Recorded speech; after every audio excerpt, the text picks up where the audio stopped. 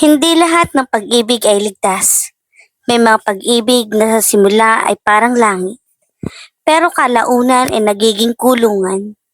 Si Althea Ramirez ay isang independent na babae, isang event stylist sa Maynila. Kilala siya sa pagiging masayahin at palaban sa buhay. Lumaki siyang nakikitang nagtitiis ang kanyang ina sa isang relasyon na puno ng sigawan at pananahimik. Kaya nangako siya sa sarili, hinding-hindi siya papasok sa relasyong sisira sa kanya. Hanggang sa makilala siya ni Nathaniel Nate Alcantara.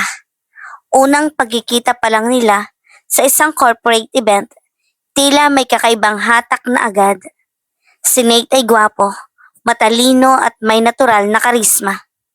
Isa siyang marketing director ng isang malaking kumpanya. Marunong siyang magsalita, marunong tumingin. Yung tipong pakiramdam mo, ikaw lang ang tao sa kwarto kapag kausap ka niya. Ang ganda ng setup mo, sabi nito habang pinagmamasdan ang stage na dinisenyo ni Althea. Trabaho ko po yan, nakangiti niyang sagot. Then, you must love what you do. More than anything. Good, sabi ni Nate. I like passionate women. Mula noon, sunod-sunod na ang mga mensahe. Flowers sa opisina, random coffee deliveries, good morning at good night text na may kasamang sweet quotes. Sa loob ng ilang linggo, naging sila. Hasimula parang fairy tale, hatid sundo siya. Ipinapakilala siya sa mga kaibigan nito. Pinararamdaman na espesyal siya. Madalas sabihin ni Nate, ikaw ang pahinga ko sa magulong mundo. At naniwala si Althea.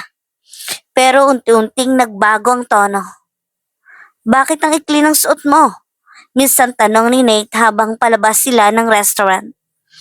Normal lang naman ito, sagot niya. Hindi bagay sa girlfriend ko ang ganyan. Ayokong pinagtitinginan ka. Natahimik siya. Inisip niyang baka concern lang.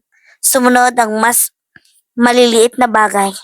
Ba't ang tagal mong sumagot? Sino yung nag-comment sa picture mo? Kailangan ba talagang lalaki ang kliyente mo? Sa bawat tanong, may kasamang lambing. Pagkatapos, may kasamang yakap. May kasamang sorry ha, mahal lang kasi kita. Hanggang sa dumating ang araw na pinagbawalan na siyang makipagkita sa matalik niyang kaibigang si Bea. Hindi ko gusto ang vibe niya, sabi ni Nate. Pakiramdam ko nilalayo ka niya sa akin. Best friend ko siya, sagot ni Althea. Pipili ka ba? Ako o siya.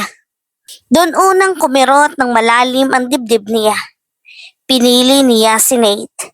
Lumipas ang mga buwan, mas naging madalas ang pag-aaway. Kapag may project siyang kailangang tapusin, nagtatampo ito.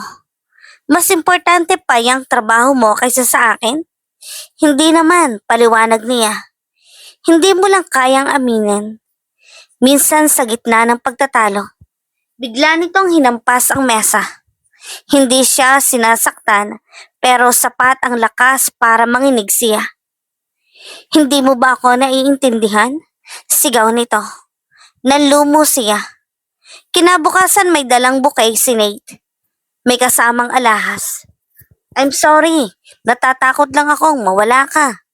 At muli pinatawad niya. Hanggang sa unti-unti niyang hindi na makilala ang sarili. Hindi na siya nagsusuot ng gusto niya. Hindi na siya lumalabas ng walang paalam. Lahat ng galaw niya may paliwanag. Lahat ng desisyon niya kailangang may approval. Isang gabi may malaking event siyang hinahandle. Ang pinakamalaking break ng karir niya. Kailangan niyang manatili sa venue hanggang madaling araw.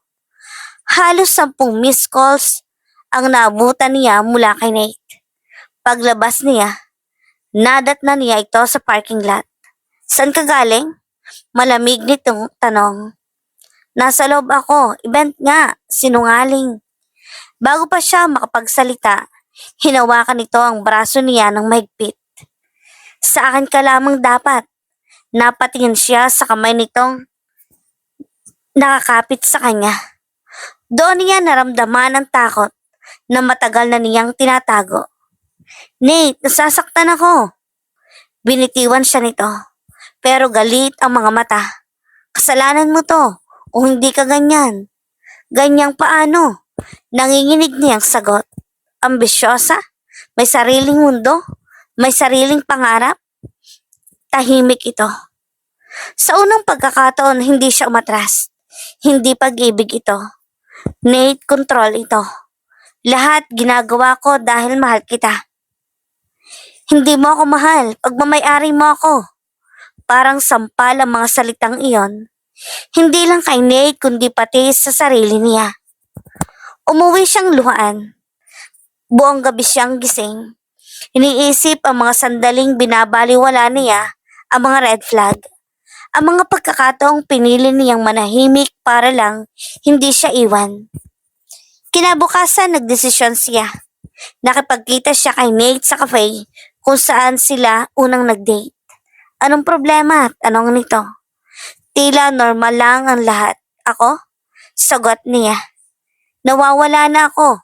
Huwag kang dramatic. Hindi ako dramatic. Pagod na ako. Tiningnan siya nito. Tila hindi makapaniwala. Hindi ka mabubuhay nang wala ako. Ngumiti siya ng mapait.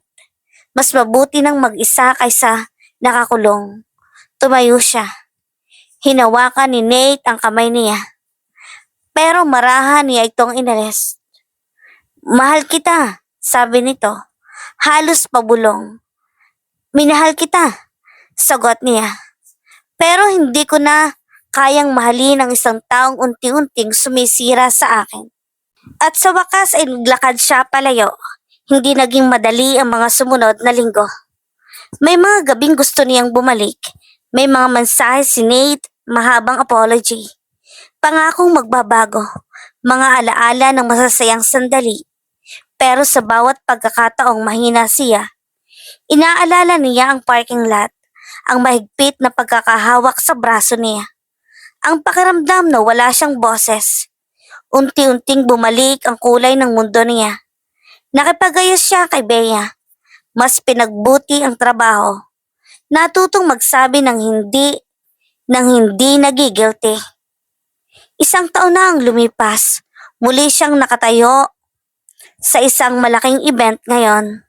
Siya na ang creative director ng sariling kumpanya. Habang pinagmamasdan niya ang masayang crowd, napangiti siya. May lumapit na waiter at nag-abot ng isang maliit na card mula sa isang admirer. Hindi niya agad binasa. Sa pagkakataong iyon, hindi niya kailangan ng pag-ibig para makumpleto. Natutunan niya na ang tunay na pagmamahal ay hindi dapat nagpapaliit. Hindi dapat nagpapatahimik. Hindi dapat nagkukulong. Ang pag-ibig ay dapat nagpapalaya. At minsan ang pinakamahirap na desisyon ay ang pag-alis, ang siyang tunay na simula ng paghilom. Dahil ang pusong minsang natrap sa toxic love ay may kakayahang pumili ng mas mabuti. At sa pagkakataong ito, pinili ni Althea ang sarili niya. Wakas.